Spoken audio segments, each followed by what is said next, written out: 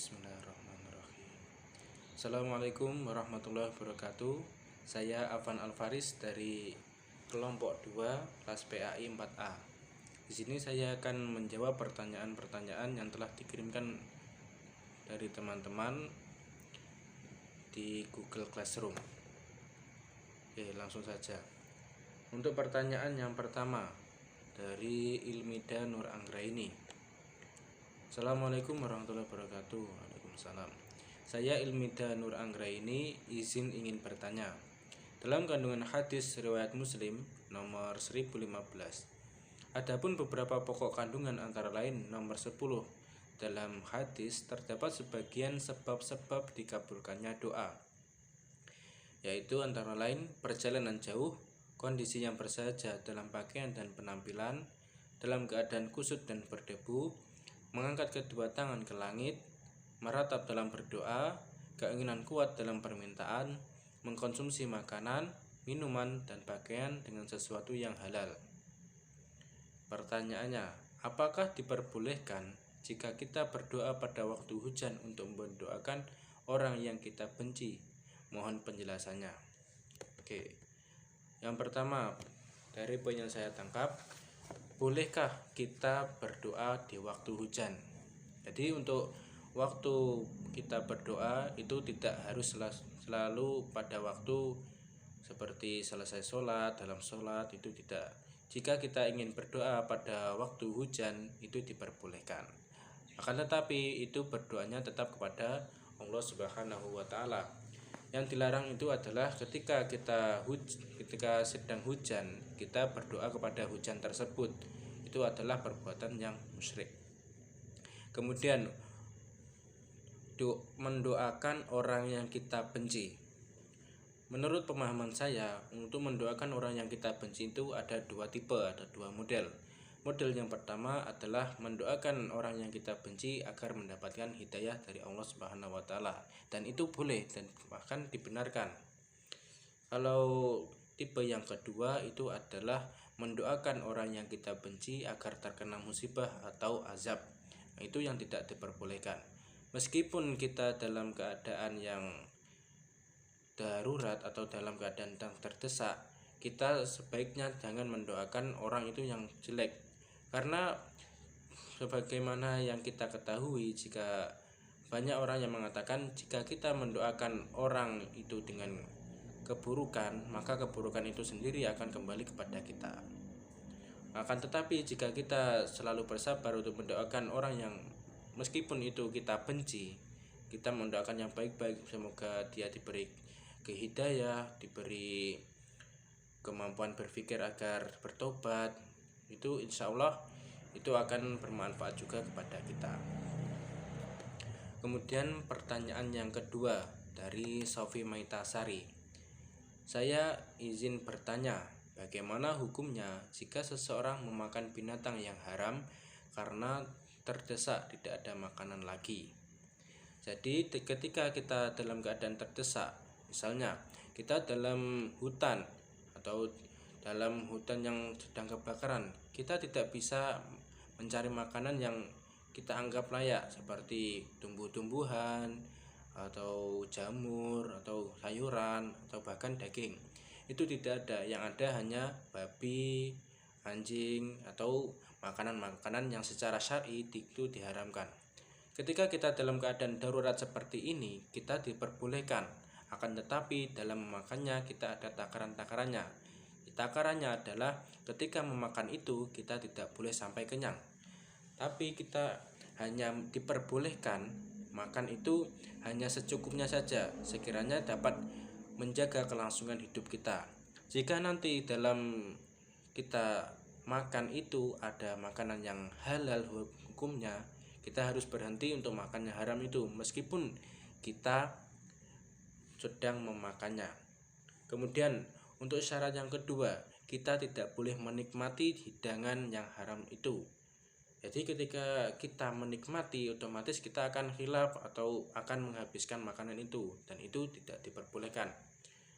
Jadi kalau kita dalam keadaan terdesak, tidak ada makanan lagi, kalau kita tidak makan itu akan menyebabkan kematian bagi kita, maka kita diperbolehkan untuk makan makanan yang haram, akan tetapi dengan kadar, dengan ukuran tertentu.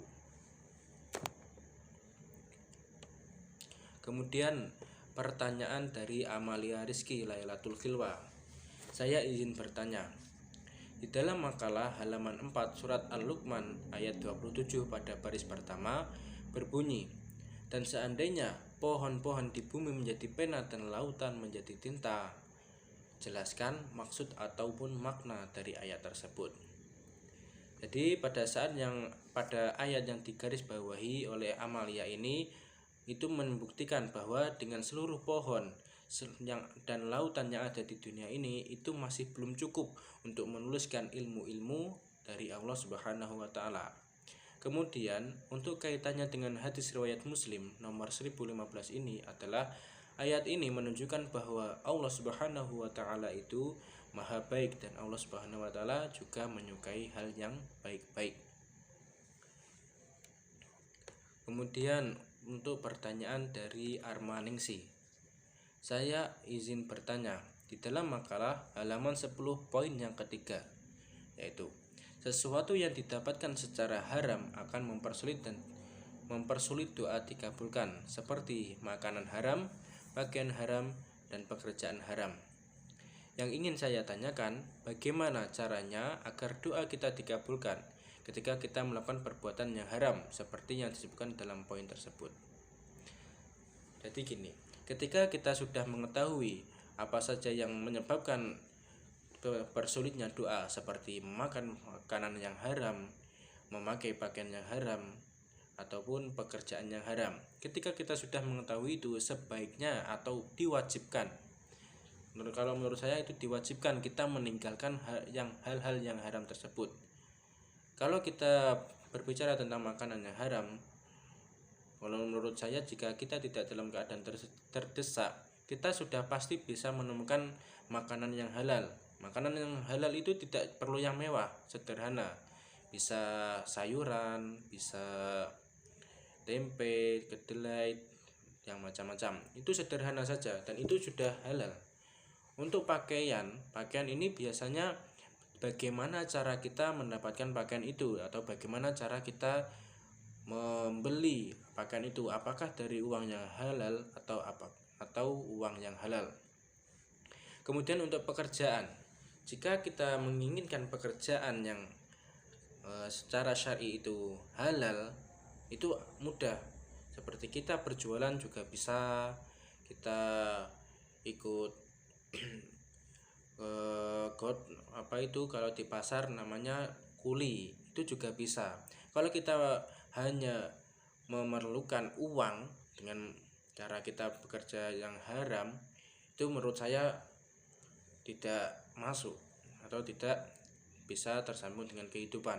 Karena jika kita membicarakan kelangsungan hidup kita bisa secara sederhana atau secara step by step, kita berangsur-angsur bekerja yang halal terlebih dahulu untuk nantinya dapat kaya atau dapat menjamin kehidupannya. Kemudian untuk cara agar dikabulkannya doa, kita harus meninggalkan hal-hal tersebut. Jika kita sudah mengetahui bahwa hal-hal yang menjadi doa itu terpersulit, kita harus ditinggalkan dan menggantinya dengan hal-hal yang baik. Kemudian pertanyaan dari Inayatul Maghfirah. Saya izin bertanya, makan barang haram dapat merusak amal dan menjadi penghalang diterimanya amal perbuatan. Lalu bagaimana jika kita tidak sengaja memakan barang haram? Sepengetahuan saya, jika kita tidak sengaja memakan barang haram, itu tetap menjadi hal yang buruk atau hal negatif datang kepada kita. Jadi ketika kita mau makan atau mau minum pun, kita harus baik-baik dalam memilih. Kita sebaiknya harus memastikan apakah makanan ini, minuman ini didapatkan dari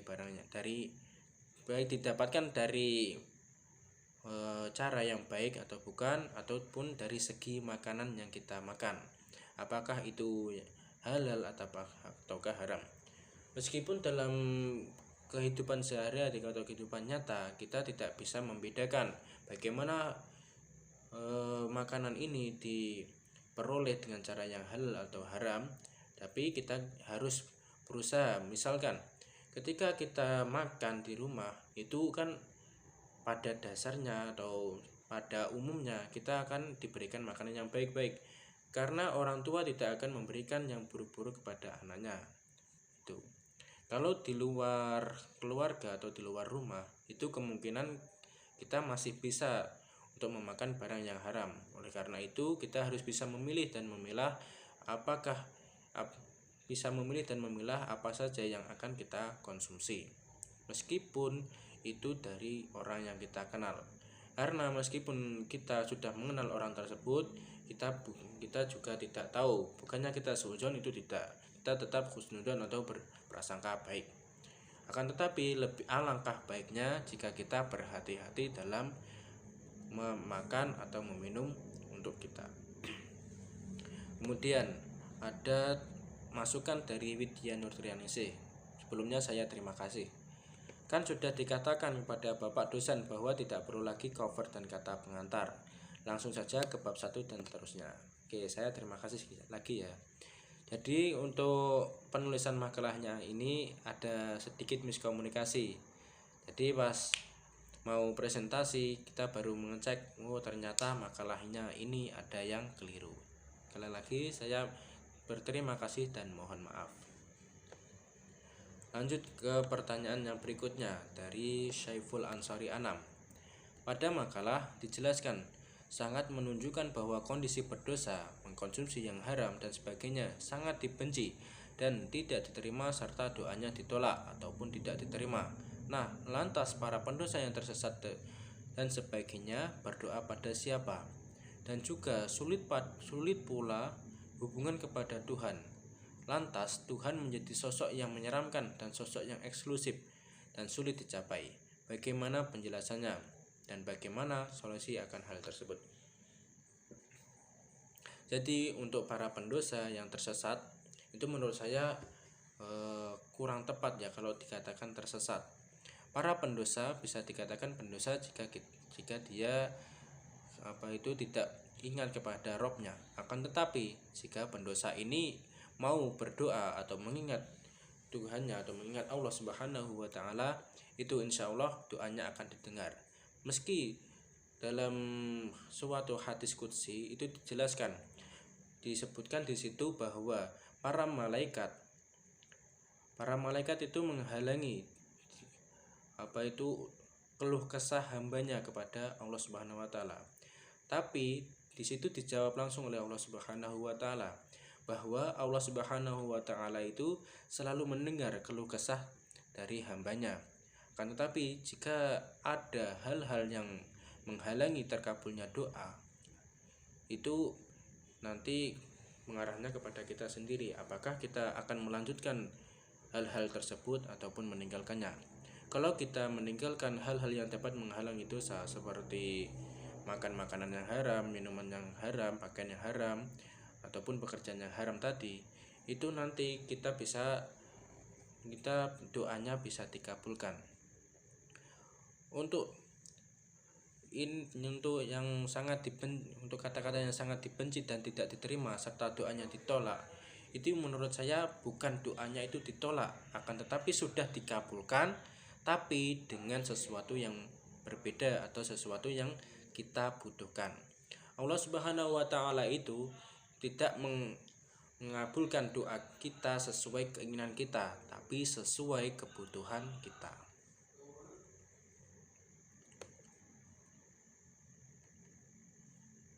Kemudian pertanyaan dari Fauda Maulidia Sabah. Dalam makalah dijelaskan bahwa asupan makanan yang baik dan halal akan berpengaruh pada perkembangan dan pertumbuhan peserta didik. Nah, pada kehidupan yang sering saya temukan, orang-orang Cina atau orang-orang yang non-Islam di luar sana banyak yang memakan makanan haram, babi misalnya. Tetapi nyatanya mereka malah lebih canggih dan lebih pandai dalam banyak hal. Pertanyaannya saya adalah bagaimana Allah memberikan suatu kelebihan atau semacamnya kepada orang-orang tersebut? Oke, saya akan sedikit menjelaskan ya. Jadi untuk ke asupan makanan yang baik dan halal akan berpengaruh pada perkembangan dan pertumbuhan peserta didik. Ini pada dasarnya itu adalah benar, akan tetapi dalam prakteknya kita memerlukan suatu seperti usaha. Jadi setahu saya, jika non muslim, kita ambil saja sebagai orang Yahudi. Orang Yahudi itu adalah orang yang terlahir pintar. Nah, kita tidak bisa tidak mendoktrin apakah orang yang non muslim atau Yahudi itu tidak memakan bahkan yang menurut hukum Islam itu haram. Kalau setahu saya, orang Yahudi itu adalah orang yang dianggap pintar dari lahir. Hal itu dikarenakan yang pertama, pada saat ibunya mengandung, itu ibunya selalu berusaha keras bagaimana agar nantinya anaknya itu bisa jenius atau bisa cerdas. Yang kedua, ketika anaknya lahir, itu nantinya akan disekolahkan ke sekolah yang sekiranya dapat membuat anak itu jenius. Kemudian untuk pemilihan makanan itu setahu saya orang Yahudi pun itu menghindari hal-hal yang sekiranya itu dapat merusak otak, seperti makan babi, makan anjing, ataupun makan yang lain. Untuk makan makanan ini pada dasarnya itu dapat berpengaruh pada perkembangan dan pertumbuhan. Akan tetapi dalam prakteknya atau dalam kehidupan nyata kita perlu ada yang namanya usaha. Jika kita hanya mengandalkan makanan yang baik atau makanan yang halal saja tanpa usaha, menurut saya itu kurang tepat. Kemudian untuk orang-orang Cina ini setahu saya memang memakan makanan yang haram. Akan tetapi orang Cina ini dapat mempraktekkan apa saja hal-hal yang dapat membuat dirinya itu pintar. Kemudian kalau tidak salah saya pernah mendengar dari ustadz atau kiai gitu ya, alasan orang-orang non Islam itu pintar adalah orang non Islam pandai mempraktekkan nilai-nilai Al-Quran meskipun dia tidak mengimani Al-Quran. Jadi ada suatu kisah, yaitu ketika seorang muslim bertanya kepada non muslim, kenapa kamu non muslim tetapi membaca Al-Quran? Dan itu jawabannya sungguh tidak disangka. Non muslim itu menjawab, jika panutannya itu adalah Al-Quran, aplikasinya adalah Al-Quran, tapi dia tidak mengimani apa isi Al-Quran. Jadi kalau masalah tauhid dia mengingkari, akan tetapi jika masalah menyangkut kehidupan itu dia akan langsung mempraktekkan. Kemudian untuk pertanyaan bagaimana Allah memberikan suatu kelebihan atau semacamnya kepada orang-orang tersebut. Jadi gini, ketika orang Islam itu merasa bahwa dirinya tidak diadili atau Allah Subhanahu wa taala tidak adil kepada dirinya dengan non muslim, itu nanti hasilnya ke akhirat. Jika orang Islam itu nanti akan diberi kemudahan oleh Allah di hari akhir sebagai umat Muhammad atau umat Islam.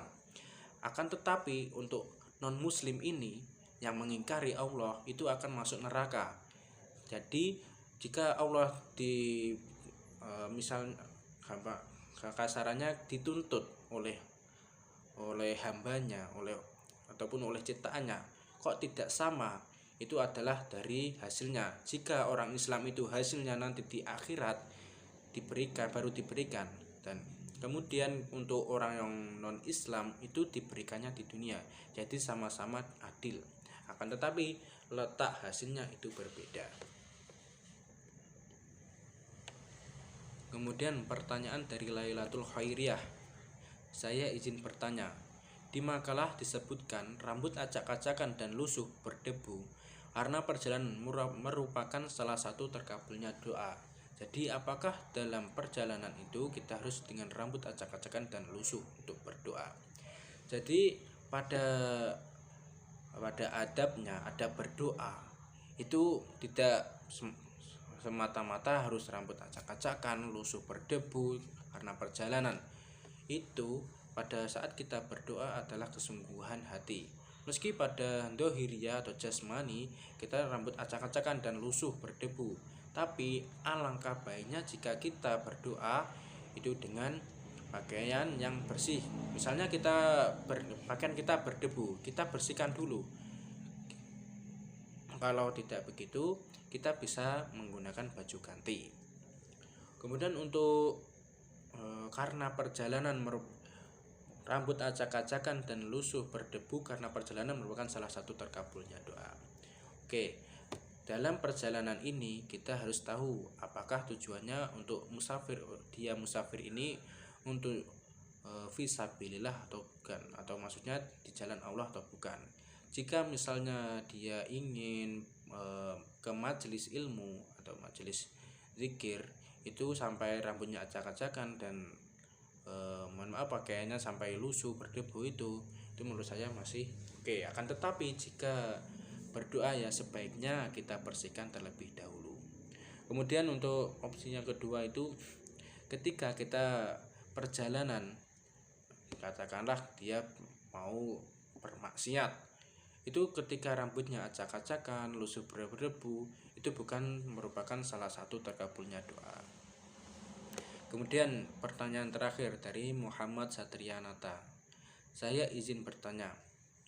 Dalam artikel dijelaskan Allah Maha Kaya, tidak memerlukan makhluk, sehingga dia hanya menerima yang baik-baik saja. Bagaimana apabila kita menemukan uang di jalan yang nominalnya sekitar 1 juta, kemudian kita sedekahkan atau dimasukkan di kotak amal masjid? Apakah termasuk dalam konteks kriteria hadis tersebut? Oke, sebelumnya saya jelaskan terkait harta temuan. Ketika kita menemukan harta, entah itu 1 juta, 100 ribu, atau bahkan 1 rupiah saja, kita tidak berhak untuk menyedekahkannya langsung. Akan tetapi kita harus memberikan pengumuman atau memberikan informasi agar yang punya uang tersebut dapat menemukan. Ada kurun waktu tertentu yaitu 1 tahun untuk kita berusaha untuk mencari orang yang kehilangan uang tersebut. Ketika kita sudah menunggu atau mencari selama 1 tahun, akan tetapi orang yang memiliki itu belum ditemukan juga, maka kita boleh untuk menyedekahkannya. Akan tetapi itu bukan amal dari kita, akan tetapi orang yang kehilangan uang tersebut uangnya disedekahkan. Begitu. Oke, sekian dari saya. Wassalamualaikum warahmatullahi wabarakatuh. Assalamualaikum warahmatullahi wabarakatuh. Saya Lutfan Hedi Wijaya. Di sini saya akan menjawab beberapa pertanyaan yang telah diajukan oleh teman-teman. Untuk pertanyaan pertama dari Mbak Ilmida Nur Anggraini. Apakah diperbolehkan jika kita berdoa waktu hujan untuk mendoakan orang yang kita benci? Mohon penjelasannya. Nah, waktu-waktu yang mustajab untuk berdoa itu salah satunya ketika hujan. Nah, dan untuk mendoakan orang yang kita benci itu sebenarnya boleh-boleh saja, asalkan doa itu baik untuknya. Apalagi saat waktu yang mustajab. Yang tidak baik itu Anda mendoakan yang tidak baik untuk dia atau orang yang Anda benci. Misalnya, karena Anda benci dengan dia dan Anda berdoa ketika hujan, Anda berdoa semoga dia cepat mati. Nah, itu adalah doa yang tidak boleh diungkapkan oleh kita. Contohnya seperti itu. Kemudian pertanyaan dari Sofi Meitasari, bagaimana hukumnya jika seseorang memakan binatang yang haram karena terdesak tidak ada makanan lagi? Bisa jelaskan? Dalam Quran surat Al-Baqarah ayat 173 yang berarti tetapi barang siapa dalam keadaan terpaksa memakannya atau memakan makanan haram itu sedangkan dia tidak menginginkannya dan tidak pula melampaui batas atau berlebihan dalam memakannya, maka tidak ada dosa baginya. Sesungguhnya Allah Maha Pengampun lagi Maha Penyayang. Ini menunjukkan bahwa tidak apa-apa saat kita terdesak tidak ada makanan apapun kecuali makanan yang haram, dan kita boleh memakannya untuk keberlangsungan hidup kita, tetapi tidak boleh berlebihan saat memakannya, seperti itu. Kemudian pertanyaan dari Amalia Rizky Lailatul Kilwah. Di dalam makalah halaman ke-4 surat Al-Luqman, pada baris pertama berbunyi, dan seandainya pohon-pohon di bumi menjadi pena dan lautan menjadi tinta. Jelaskan maksud ataupun makna dari ayat tersebut dan bagaimana keterkaitan ayat tersebut dengan hadis riwayat Muslim 1015. Ayat ini menggambarkan betapa sempurnanya kuasa Allah dan betapa luasnya ilmunya. Seandainya pohon-pohon di bumi menjadi pena dan lautan menjadi tinta, dan ditambahkan kepadanya 7 lautan lagi untuk menjadi tinta setelah habisnya lautan yang pertama, niscaya tidak akan habis-habisnya kalimat-kalimat Allah dituliskan. Sesungguhnya Allah Maha Perkasa, tidak ada satupun yang sanggup mengalahkannya, Maha Bijaksana dalam setiap pengaturan dan kebijakannya. Sehingga saling berkaitan antara dalil ini dengan hadis yang dibahas dalam kelompok kami, yaitu menunjukkan sucinya Allah Ta'ala dari segala kekurangan. Berikutnya yaitu pertanyaan dari Arman Nengsi. Di dalam makalah halaman 10 poin ketiga, yaitu sesuatu yang didapatkan secara haram akan mempersulit doa dikabulkan, seperti makanan haram, pakaian haram, dan pekerjaan haram. Yang ingin saya tanyakan yaitu bagaimana caranya agar doa kita dikabulkan ketika kita melakukan perbuatan yang haram seperti yang disebutkan dalam poin tersebut. Nah, bagaimana cara agar doa kita dikabulkan ketika melakukan perbuatan yang haram seperti tersebut? Yaitu kita berhenti melakukannya dan segera bertobat kepada Allah agar doa yang kita inginkan segera terkabul dan diampuni segala dosa-dosa yang pernah kita lakukan. Berikutnya pertanyaan dari Mbak Inayatul Makfiroh. Makan barang haram dapat merusak amal dan menjadi penghalang diterimanya amal perbuatan.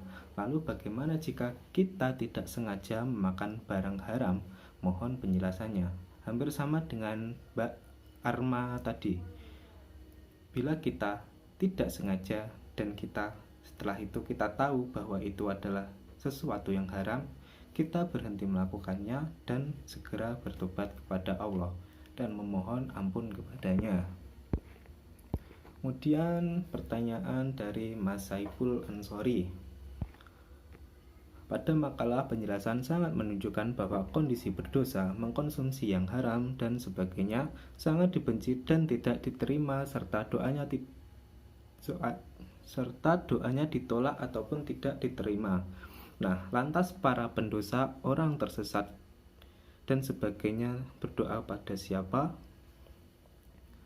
Dan juga sulit pula hubungan kepada Tuhan. Lantas Tuhan menjadi sosok yang menyeramkan dan sosok yang eksklusif dan sulit dicapai. Bagaimana penjelasannya? Gini, mereka yang tersesat, mereka yang makan makanan haram, itu mereka, kalau saya berpikir itu mereka belum mendapat hidayah atau petunjuk. Nah, hidayah atau petunjuk itu datangnya dari Allah. Mereka itu pasti bertuhan, pasti mereka berdoa kepada yang mereka percayai atau Tuhannya atau Allah dalam Islam. Nah, kalau Tuhan menjadi sosok yang menyeramkan dan sosok yang eksklusif dan sulit dicapai, itu karena Allah Maha Adil. Allah akan membalas umatnya yang berbuat dosa kelak ke neraka, dan membalas umatnya yang berbuat baik ke surga. Itu mencerminkan Allah itu Maha Adil. Mungkin seperti itu. Kemudian pertanyaan dari Mbak Fauda Maulidia Sabah. Dalam makalah dijelaskan bahwa asupan makanan yang baik dan halal akan berpengaruh pada perkembangan dan pertumbuhan peserta didik. Nah, pada kehidupan yang sering saya temukan, orang-orang Cina banyak yang memakan makanan haram atau babi misalnya. Tetapi nyatanya mereka malah lebih canggih dan lebih pandai dalam banyak hal. Pertanyaan saya adalah bagaimana Allah memberikan suatu kelebihan atau semacamnya pada orang-orang tersebut. Nah, itu namanya istiraj. Dalam surat Al-An'am ayat 44 yang berarti maka ketika mereka melupakan peringatan yang telah diberikan kepada mereka, kami pun membukakan semua pintu kesenangan untuk mereka, sehingga ketika mereka bergembira dengan apa yang telah diberikan kepada mereka, kami siksa mereka secara tiba-tiba. Maka ketika itu mereka terdiam putus asa. Diibaratkan mereka tidak ingat bahwa sesudah panas itu pasti ada hujan. Sudah lautan tenang itu ada gelombang yang datang. Kayak sudah kaya pasti miskin. Kayak hidup itu berputar seperti itu. Mungkin kurang lebih seperti itu. Kemudian terakhir pertanyaan dari Lailatul Qairiyah. Di makalah disebutkan rambut acak-acakan dan lusuh berdebu karena perjalanan merupakan salah satu terkabulnya doa. Jadi apakah dalam perjalanan itu kita harus dengan rambut acak-acakan dan lusuh? Oke, kalau pendapat saya itu menggambarkan orang yang berjalan menuju jalan Allah sampai tidak mengurus dirinya sendiri. Dia hanya ingin lebih dekat kepada Allah sampai lupa dengan dirinya sendiri. Mungkin seperti itu. Kurang lebihnya mohon maaf. Wassalamualaikum warahmatullahi wabarakatuh. Assalamualaikum warahmatullahi wabarakatuh. Perkenalkan, nama saya Faka Syafauddin Al-Burhani. Di sini saya dari kelompok 2. Di sini saya akan menjawab pertanyaan dari teman-teman. Nah, di sini sudah ada beberapa pertanyaan. Di sini saya cuma menjawab semampu saya, yaitu pertanyaan dari Mbak Sofi. Mbak Sofi di sini bertanya, bagaimana hukumnya makan binatang yang haram dalam keadaan terdesak atau di sekitar situ tidak ada makanan lagi. Nah, kalau menurut saya ini tidak apa-apa, asal biar bisa perut terisi. Jadi